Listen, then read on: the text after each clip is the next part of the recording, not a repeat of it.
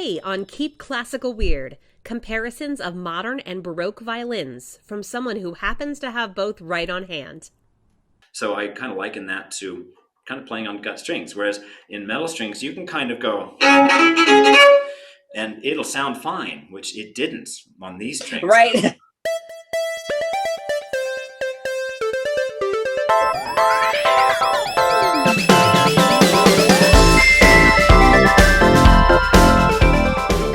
Welcome, friends, to episode 44 of Keep Classical Weird. I am your host, Casey Bozell, and today we have a fascinating interview with violinist Adam LaMotte. Adam has made a career from being both a Baroque and modern violin player, which is not found super often in our world. He has a great instrument known as what we'd call a modern violin, and a beautiful period instrument, meaning one that was crafted as closely to what we know Baroque violins to have been like. The Baroque era is defined as the compositional and performance period between about 1600 to 1750. It's right before the classical era.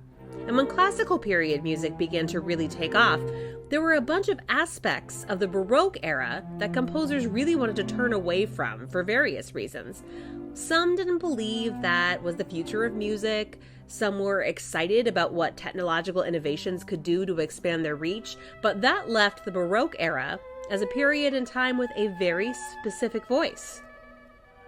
These days, there are a few groups that specialize just in that era, reviving a fairly unique sound in our repertoire.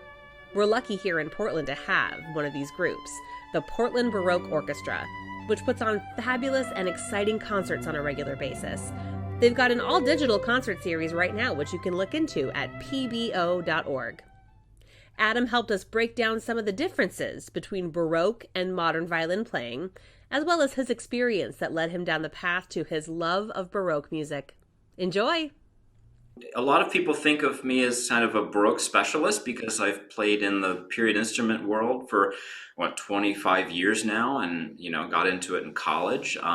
But I also play what they call modern violin. There's no real better term for it, even though most of our violins were made or modeled on 18th century instruments. But the way that they're set up, so I play with symphony orchestras and have my own chamber orchestra and do chamber music, and so I kind of, in a way, I do both period and modern playing styles, which, I couldn't give one up or the other. Some people specialize in period and only do period instrument. Some people don't do period instruments at all. So I got into it in college, and it's just one of the tools in my bag, so to speak. So that's kind of how I identify myself in a very long-winded way. That's perfect. Awesome. How did you come upon, you said you got into it in college. Were you kind of aware of it before college and something happened? How'd you get into it? I was aware of it for sure. I studied with Ken Goldsmith, who taught at University of Houston and then at Rice. I studied with him in high school, and he was very much a period influenced player. He never really played Baroque violin, at least not much. But he infused the influence of period playing and old research that was being done into his teaching. And so I studied with him in the late 80s and early 90s, and that was my first real exposure to Baroque and classical period instrument playing was through him. He'd give me recordings. Here, listen to this. And I didn't pay much attention to it at the time. I was like, I'm going to play Violin. I'm going to play my Mendelssohn concerto, typical teenager stuff. But then I went to Manhattan School of Music. This is probably 1993, and we were studying in theory. We were studying suspensions, where one note hangs over another, and it's a beautiful Baroque composition technique. And Henry Winkleman was my theory teacher, and he played this recording of Corelli Sonata da Chiesa, which is for two violins and what they call continua, which later I realized is just a collection of bass supporting instruments. Can be cello, organ. There was, on this recording in particular, it was cello, organ, and arch lute. And he just pressed play, and a light just went immediately. It was just the most beautiful sound that I'd ever heard. And I thought, I didn't know that was possible with two violins and a cello and some other instruments I'd never really seen or heard of. And it's just such beautiful music. Corelli is just, you can't get a whole lot better than that. And so far as just the sonority of the sound and the you're just wading knee deep in this beautiful, lush music. Which I never associated with Baroque music at all. So there's all these lights going on.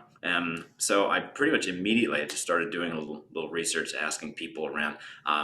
Went back to my dorm and tuned my violin down a half step because I knew that was part of the deal, and played in the hallway where it was really resonant and anything sounds good. And started playing the solo Bach that I was working on. And and then next year I went to Queens College. I transferred and met a cellist and a harpsichordist there, and we just started kind of dabbling in this stuff together, and we're doing 17th century music and Corelli and some Bach and everything under the sun. So that's really where it hit me. And so part of the reason I moved to Portland in the mid 90s after I graduated was because I knew that there was a period instrument scene here, and there's an amazing the Portland Baroque Orchestra, and I had known of the orchestra, and I had also known of its director, Monica Huggett, who I grew up listening to some of her recordings, and especially after I really got the bug, and so it was a no-brainer, and that's why I'm here. Amazing. Okay, now wait a minute. Just to touch on something, you actually pinpointed the exact piece that got you into Baroque music. Do you remember what your opinion was of Baroque music before you heard that recording? Well, certainly. I mean, I grew up with Suzuki method, so the first things you're playing is a little ding, ding, ding, dee, dee, dee, dee, some J.S. Bach minuets and stuff. A lot of them try to transcribe from the cello suites, but and so of course I didn't think much of Baroque music. I didn't even think much of classical era music. I thought that Mozart was just for students, and it's just kind of this dippy classical stuff. Realized later I could not be more wrong. But I didn't think much of Baroque music, but I did respect Bach. Ken Goldsmith was very adamant about all of his students studying solo Bach when they were ready, and so every year I was always working on some solo Bach, and I realized that quickly that it's difficult, and any violinist who has attempted any of those pieces realized there's no easy movement. It's and it's Bach, it's heady stuff, and it's hard to understand. And so I had already going into college, I had a respect for Baroque music. I didn't necessarily think that was the way that even part of my career would go, but there it is. Interesting. Oh, wow. Okay. And so yeah, now you fast forward and you're in what you call did you call it a period performance group? Yeah, yes, exactly. Just a little chamber music, just little stuff. I'd be at the library, the music library right next to Juilliard in Manhattan, just thumbing through all their stuff, looking for stuff that I'd never heard of, and composers I'd never heard of, and found a bunch of stuff, and I just took them out on loan, and we'd read through them, and it was a period of discovery. That's really cool. So now let's define the kind of group that Portland Baroque Orchestra is, which is they use, you said, like period instruments, and there's different kind of performance practice, and the way that you would play repertoire in PBO would differ from the way that, say, the Organ Symphony would play the same repertoire.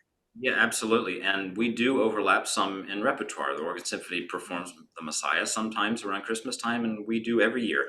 The Organ Symphony will perform a concert of Bach, maybe some of the orchestral suites as part of a program, and we do that as well. So the first striking difference is the size of the group, because Portland Baroque Orchestra, we usually have three or four firsts, three or four seconds, a couple violas, two cellos, and one bass. Whereas the Organ Symphony would likely have at least double that, if not even more. Just practically because we're playing in a 650 seat church that has its own resonance, and they're playing in the Schnitzer Concert Hall, which has over 2,000 seats. So you just need that more sound. And I'm sure that in the Baroque time, the bigger the space, the more the requirements. I mean, there's French Baroque concerts that would have the more the merrier. I mean, it was like 50-person orchestras playing this Lully stuff, and it's just imagine the sound. Yeah, and we always think Baroque is just small and intimate, whereas no, it was grandiose and huge. I mean, the story of the water music, where you had to have enough players on these boats for them to hear it across the water, and so it took quite a force. But in any case, Portland Baroque, we typically have about 11 or 12 string players, and then add winds when it's appropriate for the repertoire. The second thing that one would notice if you play it back to back is that the organ symphony tunes at the normal 440 pitch, which is 440 hertz per second, which is the A that the oboe plays at the beginning of rehearsals and concerts. Portland Baroque, like almost every other Baroque orchestra around the world now, has adopted a standard pitch of 415, which is about an A flat. So that pitch goes down. It's a little bit kind of more relaxed sounding. It's less kind of muscular and strong, and it's just a little warmer, richer sound. Portland Baroque, like all other Baroque orchestras, we play on period instruments, which means that we're playing not on metal wound synthetic strings. We're playing on pure gut strings, which is, people say, oh, a cat gut. It's not cat gut, it's sheep gut, mostly, some from ox and other animals. But they slice up the gut and they roll it really fine, and it's a huge, gnarly process. But it sounds very different. And up until the 40s, that was standard. Those old Heifetz recordings we listened to as kids and still do, he's playing on a gut A and D, pure gut. And I guess I didn't realize that. Most people don't. And he was a stickler, and everyone else had moved on to these, easier, non-popping, non-going out of tune metal strings. And he was still like, nope. Yeah, talk about that for a second, because that is, because one might wonder, well, why did we switch in the first place? And the durability is a big factor, right? It is a big factor, yeah. Who was the great Leopold Auer even writes about this, because this metal E string was available, and he's like, why would anyone use a gut E string anymore? You have the sweetness of the sound that you have with gut, and he said it, which is interesting to me, because he says that essentially they sound the same, but the steel one will last a lot longer and will not go out of tune as easily. So why wouldn't you? And for me, that's a very different sound, a gut E string, especially an E string, and a steel E string, which makes me think that strings were a little different back then on both sides. So they were a little bit more similar to that. In any case, there's the durability. There's the popping in the middle of the concert. No one wants that. And the steel are so, they're like $2 each. They're cheap. And right. They last, and but orchestras like Portland Baroque have looked back into history, and there's this big movement since the '60s that it essentially has gone to the museums, has gone to old libraries, researched all these old documents and theses they call them, and doctrines that are essentially music manuals, like how to play the violin, how to play the keyboard, how to play the flute, and they contain all this incredible information, how to ornament, and all this style that was essentially lost since that time. And back in the 40s and 50s, you hear recordings of Corelli Concerti Grossi or something like that. It's just gar da da. It's this big kind of mid 20th century sound, and which was great in and of itself, fine, nothing wrong with that. But then the research and experimentation and looking at old instruments and original documents, then we figure, those things were a little different back then. They played on these kind of instruments. The pitch was lower, the venue was different, vibrato was completely different. The sound of music was completely different than what we're used to hearing. So it's been a decade by decade kind of interesting look back, and now it's as mainstream as anything else, really. So it's been interesting to see, at least my part of it, since the 80s and 90s, how it's developed and how it's been pretty much ushered in and kind of expected now. And it's influenced even modern orchestras that, conductors will come in with their own marked scores for Baroque music. And, suddenly they have the symphony orchestra playing with very little vibrato, and a little less. The bow usage is very different, and sort of a period emulating that period instrument style, but still with their usual bows and shoulder rests and all that kind of stuff. So it's an interesting thing. Oh man, I'm super ready to get into the weeds on the differences in the instruments themselves. Is that cool with you? Totally. Yeah. Okay. So as most people will recognize, this is a violin. And even when playing on metal strings, I don't use a shoulder rest. I haven't really since my dog chewed it up in high school, and I didn't want to fork out the $42 for another one. And I thought, well, my teacher plays with that one, his teacher played with that one, and all my favorite violinists played with that. So I was like, oh, I guess I'll learn. So I started stuffing, like sponges up under my collar, and eventually wean myself off. And now it's when I try to play with one, if somebody hands me their violin or something, it feels very strange. So it feels as strange to me as it does to them if I hand them this, and they just like, I can't hold it. But you learn. In any case, side note. So the difference, violins have essentially not changed since the late 17th century. I mean, the bones of the instrument. But the big sound difference in this one and my Baroque violin that I'll show you in a second is due to, of course, the pitch level, but also the timbre of the strings and the lack of immediate and internal resonance of the metal strings. They give you kind of a buffer zone in a way. You have your own little cathedral going on here, and with nice violins that are easy and friendly, that's a quality one looks for in a metal strung modern instrument, is that kind of resonance that makes it from note to note, it kind of carries over. Whereas on a Baroque violin, it doesn't really have that. You have to make it happen yourself. And so for somebody who's used to playing this, to jump to that is just, there have to be warning labels, It's like, take it easy. Do not try this at home without supervision, because it's just a completely different animal. You take off the chin rest, first of all, and then I was like, the question is always like, how do you hold the thing without anything there? And, but, the greatest violinist in all time, Niccolò Paganini, no chin rest, no shoulder rest, playing Paganini, Right, right. Not much more proof that you get used to it and you adjust your technique to what you need to do to hold the thing. It takes time, of course, and it takes a big shift up here as well. But let me just demonstrate a little bit on both of these guys, and then you can kind of hopefully hear a little bit of the difference over the... Wonderful. Yeah. So I'll play a little Bach. And this is also a modern bow you're using as well. Yes, thank you.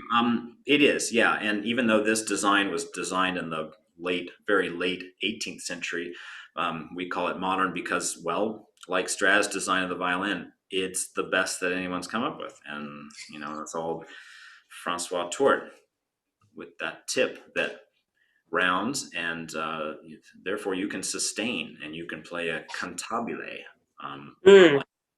Baroque music, which was dance music. So this is a little bit of the solo from Erbarmedy from the St. Matthew Passion by Bach. So I'll just play it on modern violin with a modern style bow and in a modern style of playing.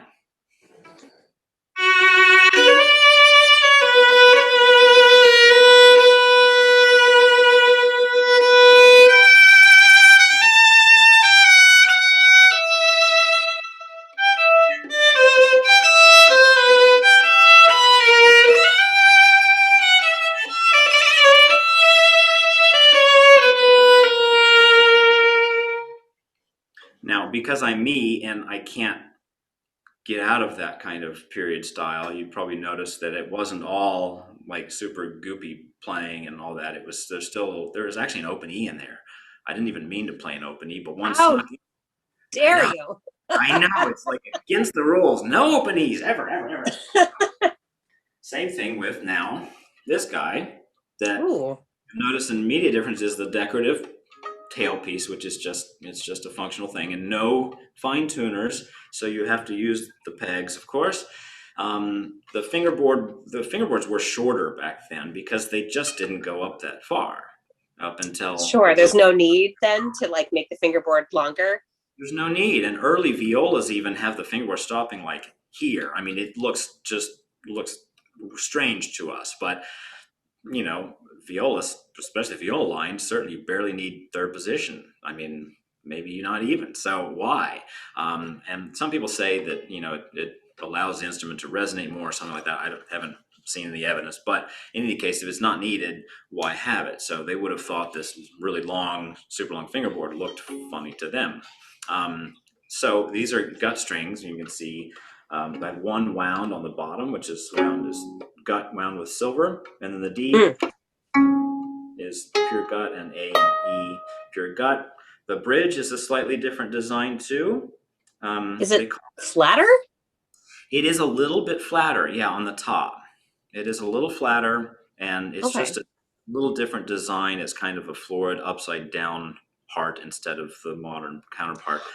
And that's a whole nother discussion, but all the instruments in kind of their original condition that we could find from this period had bridges that were styled like this, and not like the usual modern violin bridge, which came about in the 19th century. We even think of Schubert and Mendelssohn, early 19th century. We think, well, they're playing on modern violins and all that. Actually, no. Even you would find in Beethoven symphonies a Baroque bow here and there. It was just all a mishmash. It was because Tort Style was 1796, 1797 or something. I mean, fairly late into the period. So that turnover in the 18th century was not, or 19th century was not like immediately, everyone get your chin rest, get your modern bow over here, So it's very fluid, as everything is in history. So this is the same thing. And one thing about gut strings is that you need to tune them often. So there's a lot of tuning at Baroque orchestras. Being natural fibers, they're more susceptible to humidity and instrument changes and sweaty hands and stuff like that. So right. Auditions that's just amazing. So same thing played the Baroque bow, which is a little shorter and tapers off. So it's not as natural to sustain as its modern counterpart. It's really for it's built for articulation, and that's a very important thing for Baroque music, Baroque style. We can talk about that in a little bit, but here's a little half step lower as well.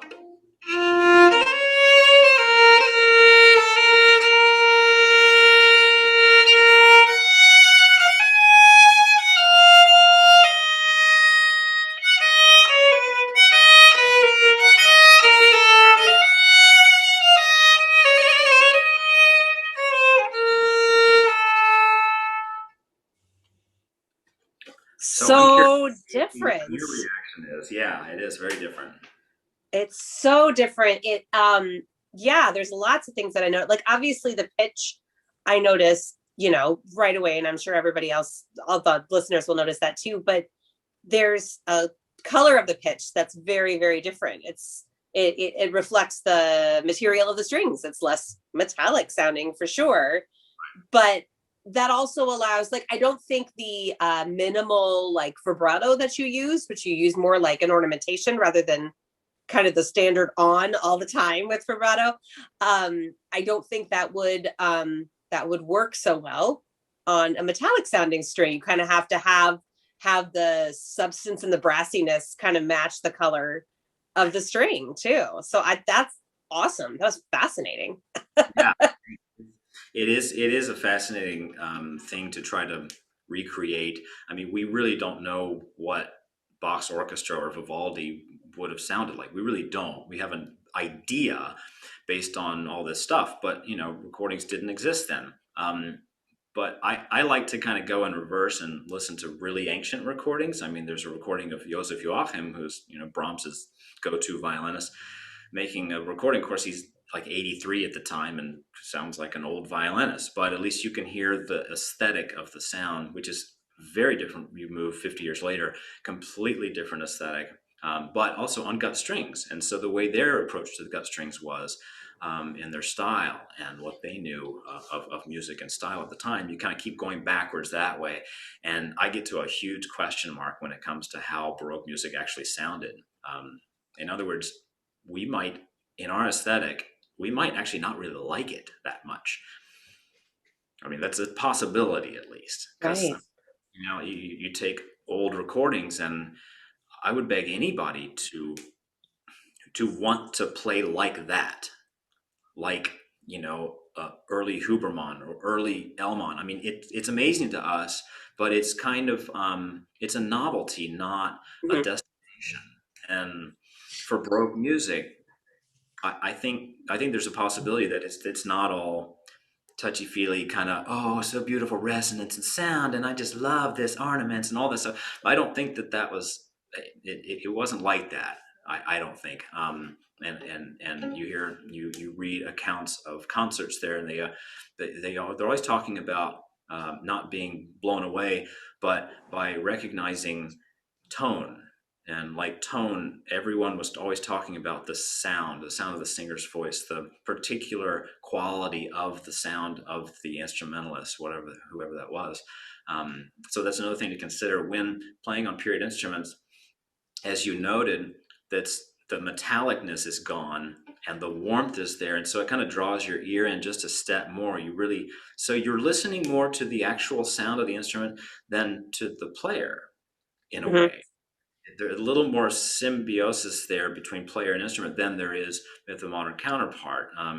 You're really listening to the sound that they're drawing out because you're not using a whole lot of vibrato, and vibrato has changed an immense amount even during the 20th century, and certainly over the past 3 centuries. But you're reliant on the breath or the bow to draw the string and to make a sound that is pleasing without the syrup. It's got the batter has to have integrity, and you can't just add Right.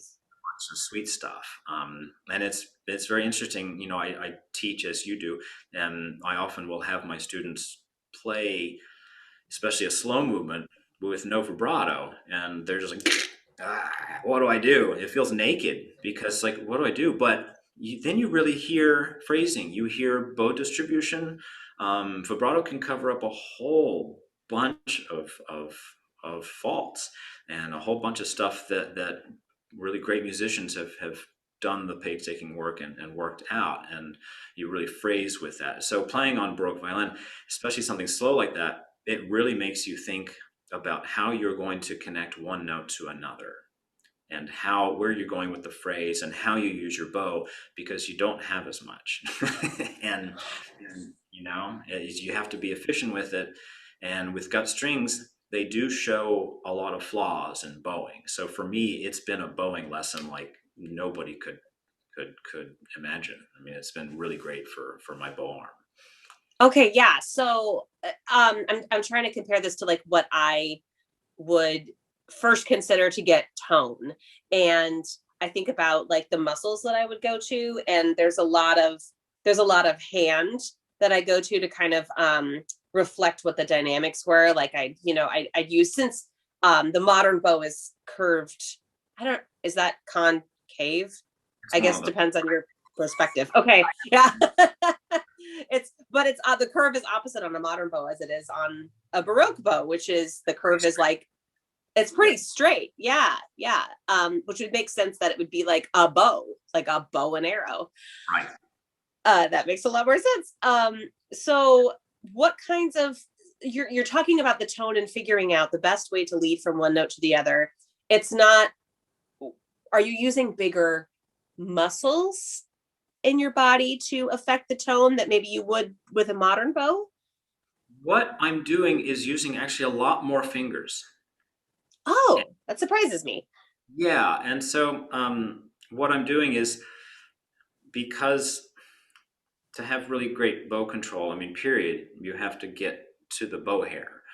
Your consciousness has to be with the bow hair and not on your arm or all of that. I mean, if you can get there, then the contact bow to string, then you're living in that realm. So it's like, I guess if a blind person were to touch something, it's different than a sighted person touching something. They just, and all of their other senses are so heightened.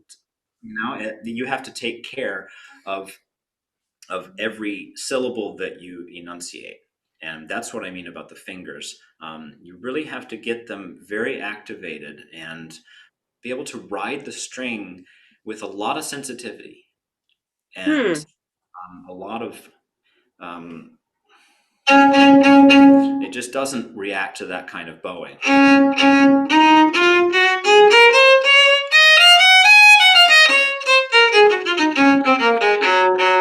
So you have to be kind of it's a micro version in a way. And so this Yeah. come into play in your bow and your wrist. And but insofar as like some slow movement, like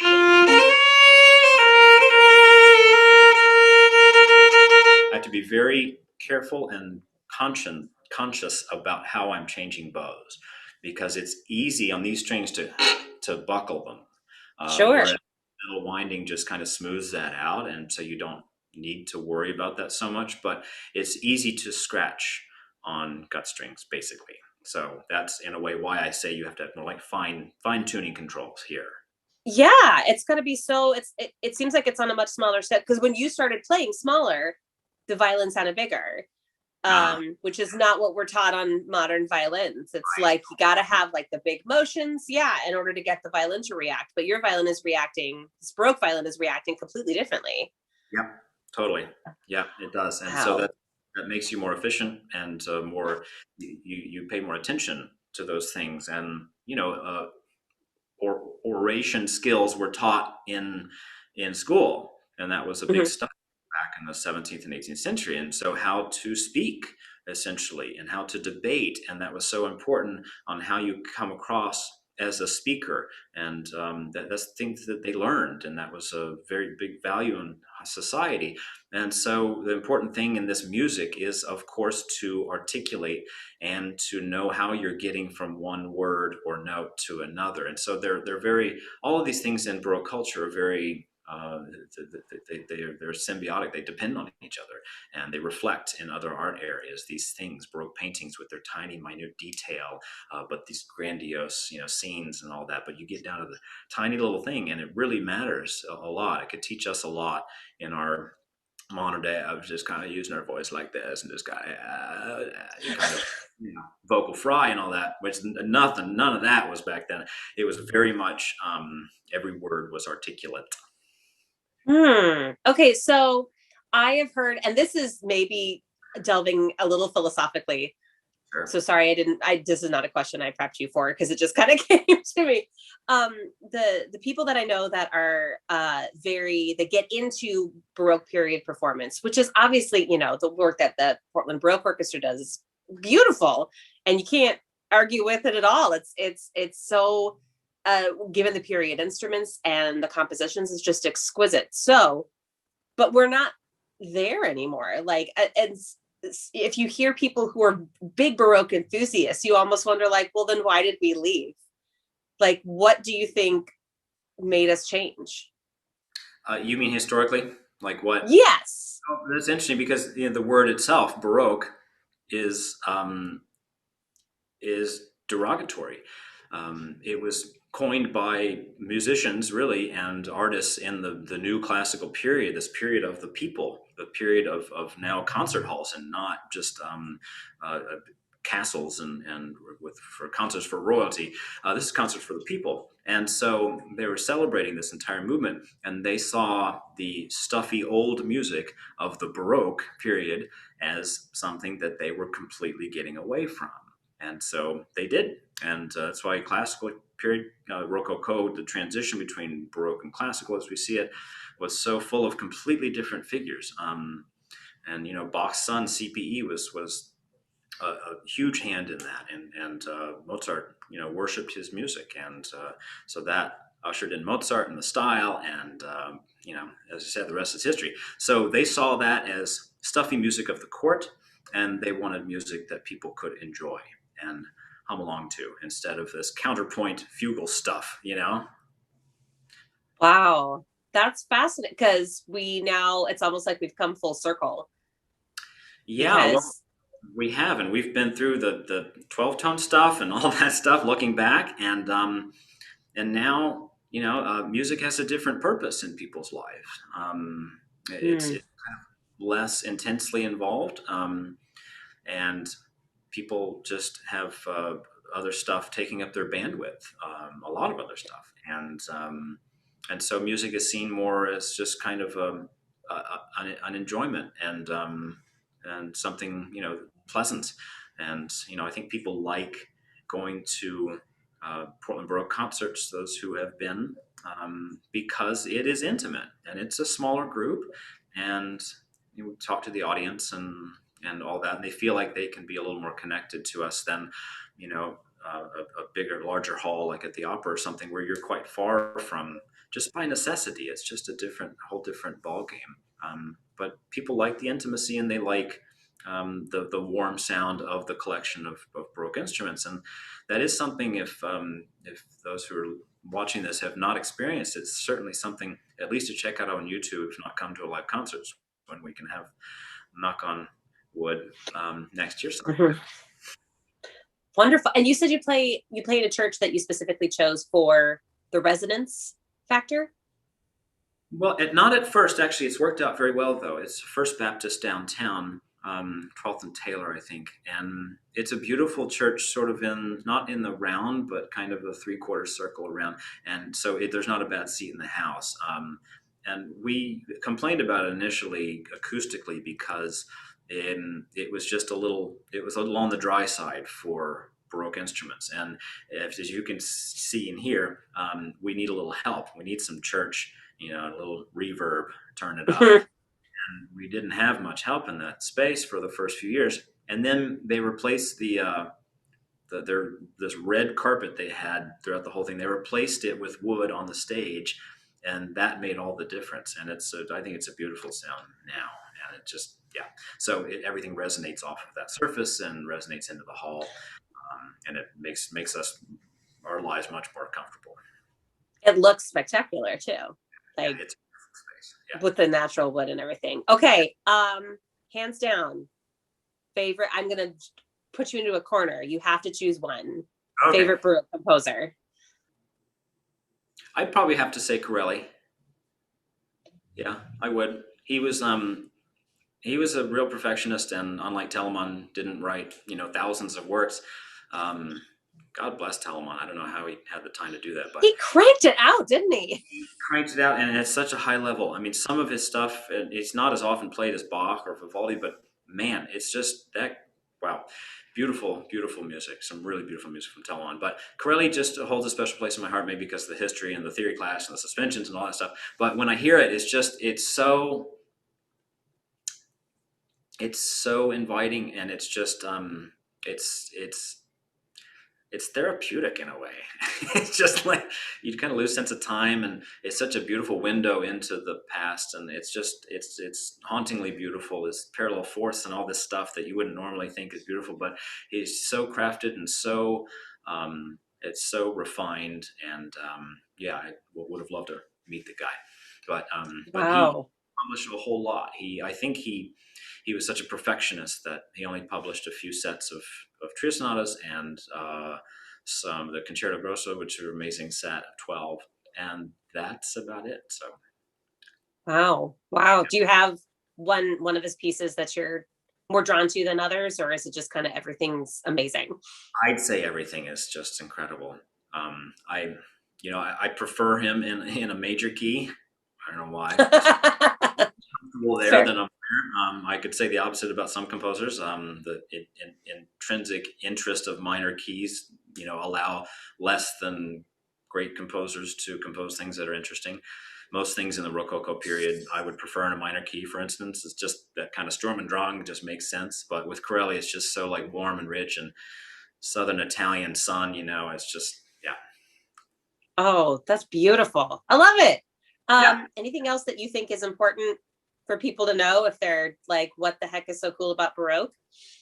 Well, I think it's got a little jazz to it too. I mean, it sounds nothing like jazz, but I mean jazz in the way that Baroque players are a little bit more free to improvise. and to not really put their stamp on it, is a bad way to put it, but to um, improve the music in a way as they see fit by ornamenting. And for those musicians, especially violinists out there, check out the Corelli violin sonatas, which are, of course, some of my favorites. And because there was a musician in England who says that he heard Mr. Corelli play these and the sonatas, and so he claims to have jotted down Corelli's ornaments like as he remembers them. I was like, well, okay, maybe, maybe not. Who cares? It's an interesting 18th century version of what Corelli would have done with,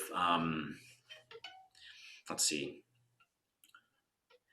I'm trying to think of the line. He would just simple eighth notes say. Mm-hmm.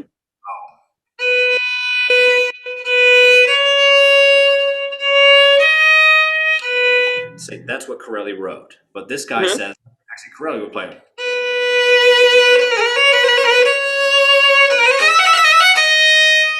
So the same bare bones, but you it's so florid and so rich, and you just play with the chord, and you can ornament, you can do a scale, you do arpeggios and all that stuff that is a little tool bag like jazz musicians do, to play a riff on whatever the head is or the tune is, the bare bones, and then you can kind of ornament around it, and I think that's a very interesting and beautiful part of Baroque music.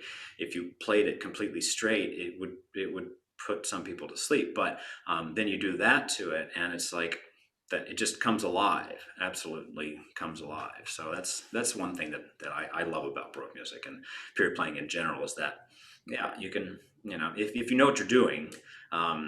And you've practiced doing that, then you can it's a language that you learn of improv. Yeah, that's key. That's the knowing what you're doing. How do you approach that in a group situation? How do you approach those kind of improvisatory ornaments within a group? Well, say you have a concerto grosso that has a concertino, which are the two usually solo violin parts and a solo cello, and that's it. So you have three musicians, and then the whole band comes in with responses and all that. So you have these little solo sections. In those solo sections, it's perfectly fine or expected, really, that the musicians would ornament or embellish those lines. As a whole group, it's not really done. I mean, that would be a big mess, but because everyone's chiming in on what they think that they should do, and because it's it was their native tongue, and for us it's learned, and so it's never going to be native, and will never be that as good as they were. But people even today, specialists, practice ornamenting and practice different things, just like jazz musicians practice their different licks, and to do what to guide that part of the music as they see fit. But yeah, insofar as the whole group doing it, what we rehearse mostly in Portland Baroque is getting bow strokes together, not unlike a modern chamber orchestra rehearsal, getting our bow strokes together. Talk about pitch, which is a big thing because it's not really equal temperament, isn't really equal even, but we're used to that, but it's all a compensation because an octave, you squeeze it and you have to make some intervals bigger and some intervals smaller. And so that's also what made that recording that I first heard of Corelli so beautiful, because it was so impeccably in tune. The lower thirds, the middle part of a chord, if you put that slightly lower, then the whole chord just rings, and we're not taught that kind of intonation as students, and we aren't expected and don't want to play that way in a big symphony orchestra. That would sound a little bit funny, but in Baroque orchestras, when it's mostly strings, then we play with those low thirds, and then you can start to hear a lot of overtones, and that's what gives it part of what gives it its warmth. Wow. It's so complicated. And it's like you said, when you come down to, the first pieces that a lot of us learned, which are by Bach, you think like, okay, those are like little kiddie melodies. Right. And let's get into the meat of it. But it's really because it doesn't seem like the Baroque period, like pedagogy is really like an integral part Right. of our education, especially at the beginning. We're just using the pieces for their simplicity to teach kids how to play the violin, which is useful, which is great. Yeah. But those, where they come from, and the writing of Bach, of course, is far from simple. Awesome. What if people want to like hear you play more stuff and look at things that you did? Where can they find you?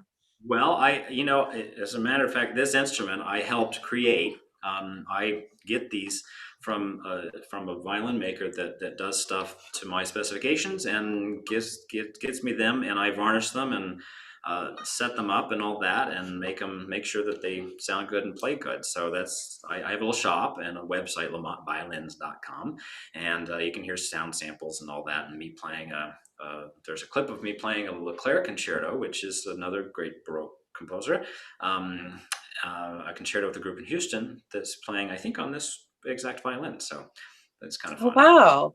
But yeah, I've got all sorts of stuff up on YouTube. And that's our show for today. Many thanks to Adam LaMotte for his time and talent. Our theme music is composed by not dead composer Thomas Barber. Check him out at thomasbarber.com. Web development support is provided by Tina at citybeautifuldesign.com. Keep Classical Weird is created and edited by me, Casey Bozell. Find us on Facebook, Instagram, and Patreon, where you can get access to bonus episodes and my video podcast, Casey Does Classical. Thanks so much for listening, everyone. Stay safe and stay weird.